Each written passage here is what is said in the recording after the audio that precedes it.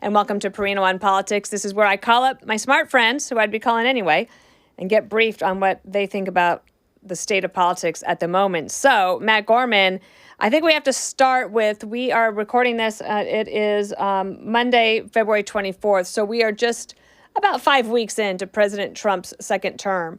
And it has been a lot. How do you, in a big picture way, describe what's going on in Washington where you are now? You're right. It's certainly different than the first term. They're certainly walking in more confident and more organized than they did back in 2017. And I think the fact is, we haven't heard much about, which was essentially the first thing they did, which was the immigration and enforcing on that. I think as much as the press really wanted to make some hay of that, they realized they weren't going anywhere. But I think where Doge has kind of 1,000 little storylines that bloomed in this, and so the press has latched on to numerous ones a day of where all the cuts have gone, what happens in the agencies and this department, that department. And so that has kind of become what the press is feasted on. Now, the question is, does the Trump administration care? Certainly Elon doesn't care. That's part of his, charm, so to speak. But I think where we are right now is a lot of scrutiny on Doge and what they're doing, and how does that shape us and take us into what essentially will be the biggest part of his term, in my opinion, which would be whatever he passes with the Congress for reconciliation. So hold all of that thought. Let's talk about immigration for just a moment, because this was an issue that became the number one, or it was tied at number one in that last month of before the election. In almost every poll, what are your top two issues? Economy, immigration, and they were right there neck and neck. So I just want to talk about immigration for a moment. So there's lots of things that have happened. Criminal migrants being taken out of the country.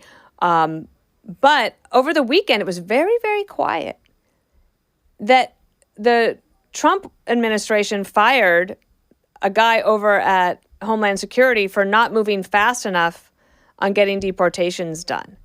And to me, just looking at it, it feels to me like there's a lot of activity and a lot of things being done, but the pace is not enough, apparently, for the White House. What do you hear about that? I've heard those rumblings too. So that the ICE kind of change wasn't a shock to me.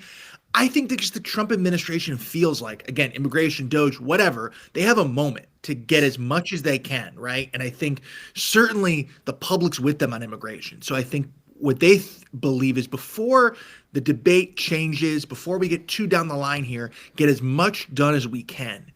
And look, the debate shifted out from under Democrats all through the last couple of years. And I think the Trump administration wants to take advantage of how this debate has shifted and the popularity of what they're doing. Well, you might be more familiar than I am, certainly, with Boston. We just did an interview on America's Newsroom about the sanctuary city of Boston digging in its heels, saying, no, we are not going to cooperate with ICE. We are not going to help you deport these illegal immigrants, especially the criminal illegal immigrants. And Corinne Hajar, she's on the Boston Globe editorial board. Globe? What's the other paper up there? The Herald, either Globe or Herald. I think she's with the Globe. But basically, she's done all of these stories and investigations about some very serious criminals in the Boston area who have been protected under these sanctuary laws. And I got to imagine that even within the city of Boston, the taxpayers might be kind of fed up with this. Yeah, I wouldn't be shocked. I mean, you have, I believe his name is Mayor Wu. Uh-huh. And she really relished standing up, along with Governor Healy, who's the Massachusetts governor, relished standing up to Trump. Yeah. And while you had pockets in 2024 go Republican, out like on kind of the Cape and islands out in eastern Massachusetts, but also a lot of western Massachusetts went Republican, the state as a whole didn't really change that much. Okay. So I think that is what they're probably seeing too. But you're right. Boston, certainly different pockets of ethnicities in that city that make it up. It's a unique city. I lived there when I was working on the Romney campaign. Right. I wish I haven't spent much time there. I would like to. I would like to have gone to that hockey game last week. That was cool. Yeah. That was neat. So let's go back and talk about Doge, and then I want to talk about the tax cut bill and the spending plan, because in a way I feel like all of these things are happening together. You're a communications expert. I think a lot about communications. A couple of things are happening that I understand their desire to move fast, but I also think that you can move fast and communicate well. I mean, there's nothing to be said that you couldn't do that. And I'm not a snowflake in any way, and I believe that people do have to justify their existence and their jobs. But I find a couple of things interesting. One, you have this running tally, I believe it was at the New York Times, that has looked at some of the Doge cuts, and it's like, well, actually, that's double counted. That is actually 1 million, not 1 billion. And you start to see some holes in a little bit of the operation where they're trying to be very transparent.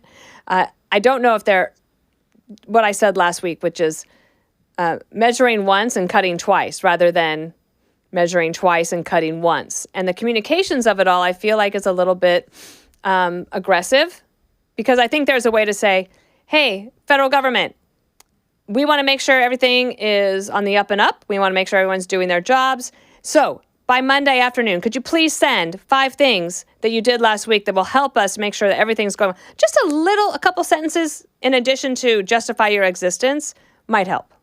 Yeah. Yeah. And this is Elon, right? But maybe people don't want that. Maybe I'm wrong. I mean, no, like, I think, look, this is Elon, right? You have the good and the bad, right? And, or where he is bold enough to make these massive kind of, disruptions and take apart the bureaucracy and all that. But you're right. You get this kind of, well, we're going to do this really quickly. We're going to do this really quickly. And as we all know, none of these cuts really take effect until Congress actually claws back the money. And I think that's why also this law is going to be so important that we actually keep the cuts that we're doing. And I think that so let's talk about the law that you're talking about, just because, remember, we keep this at 30,000 foot level. So I'm thinking about the moms out there. Yep. What do you need to know about what's coming in terms of the spending bill, the budget bill? So this is going to be, in my opinion, what the Trump second term hinges on. It's going to be this, as he calls it, one beautiful bill through reconciliation. There's tight margins in the House. Not a little bit more wiggle room in the Senate, not much, but it's going to encapsulate everything he can't get done with executive order. And look, as we all know from Biden, Obama, Trump, the stuff that passed through Congress is the most lasting. It obviously can't be reversed. So it's going to take part immigration, energy, which are things that will unite the party. No problem there, right? But taxes and spending, there are some, I wouldn't say deep fissures, but real differences in the party about how we go about this. Do we touch Medicaid? Do we touch, any entitlements? Do we touch defense? These are questions we're going to have to answer, all the while, as we talked about this, keeping the government lights on, right? Because government funding ends in mid-March, and that's a hard deadline that they need to work against. Okay, so when you say that government funding ends in March, people might remember that in the past, we've had temporary government shutdowns because the Congress couldn't agree on a number. You're starting to hear a little bit more about that now. I listened to the Daily Punch this morning. They said, it's March 14th is the date, and so we're not that far away. It's 18 days or something like that before there would be a government shutdown. I don't know if there's going to be a government shutdown. My gut instinct is that there won't be, because it's not really in anyone's interest right now to have one. Or do the Democrats want the Republicans to get into that position? I mean, we've been through this so many times with us on the other foot, where we want to shut the government down or we don't want to help give votes to keep the government open. And now we're the ones telling Democrats, no, help us keep the government open. I think two things. I think that we will not have everyone vote for the whatever the funding bill essentially is in our party, right? That's just essentially how it's always going to work. So we're going to need Democratic votes. I think Democrats as a party are far more just instinctively want to keep government open, right? They're just a party of government. I think that's will work in our favor to keep government open. And two, what I would make the case to Democrats is, look, you shut government down and you're helping Elon do the job of Doge, because suddenly government is down. It's like shutting your car off at a red light. You have to go stick the key in the ignition, turn it all the way back on again instead of just hitting the brake button. So I think there will be handing Elon and Trump and Doge a massive gift by shutting it down. Yeah, because then you could have the Doge people say, well, I guess your job's not essential anyway. Yeah, that person, that thing, that thing, that thing, that works just fine. So, yeah. But are you following this story about the people who are locked in a bathroom? Is this true in a national park? Like, They fired yeah, a locksmith, and then they said these people were locked in a bathroom, and it was going on day 3. I couldn't tell if it was a parody or not.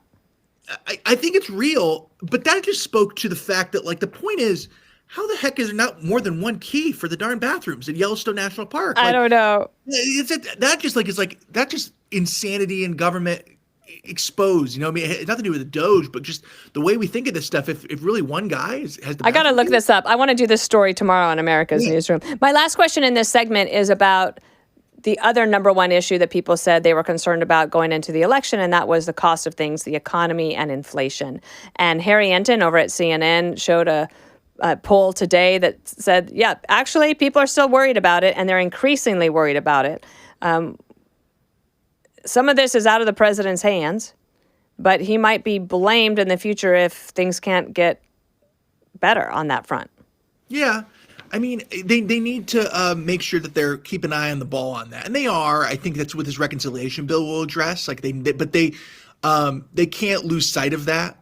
I think it's really dumb how Democrats will like take a picture of like eggs and be like, aha. And I know, like, when they didn't care about the price of eggs for 4 years. exactly. Like, guys, come on. And also, like, you have Obama who's still taking credit for Trump's first term economy and Biden, blaming. So, like, they love taking, the lines don't always end for Democrats when the term ends. But, as soon as Trump takes office, that's when they start counting. So, Democrats are trying to play it too cute by half, but that's not an excuse for us to forget about it. And I don't think we have, but we need to make sure that I think one of the things is that you have the Energy Secretary and Doug Burgum over at Interior both working on the energy front. And if you can get energy prices down, then likely the prices of goods and services that are being transported all over America will help bring prices down.